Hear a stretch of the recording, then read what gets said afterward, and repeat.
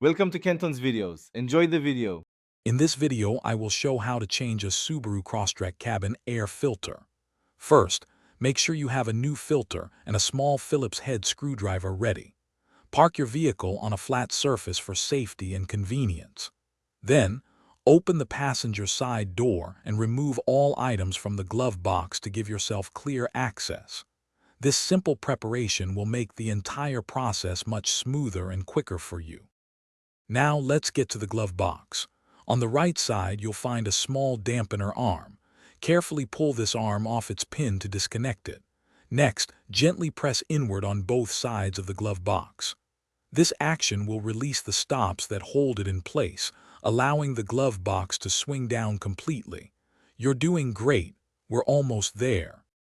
With the glove box down, you'll see a rectangular housing directly behind it. This is where your cabin air filter resides. There are usually two small clips on the cover of this housing. Unclip them to release it. Once the cover is off, you can carefully pull out the old, dirty filter. Notice the direction of the airflow arrow on the old filter for proper installation of the new one. Now, take your new cabin air filter and insert it into the housing. Make sure the airflow arrow on the new filter points downwards, just like the old one. Replace the housing cover and clip it securely. Then, lift the glove box, re-engage the side stops, and reattach the dampener arm. You've successfully changed your filter.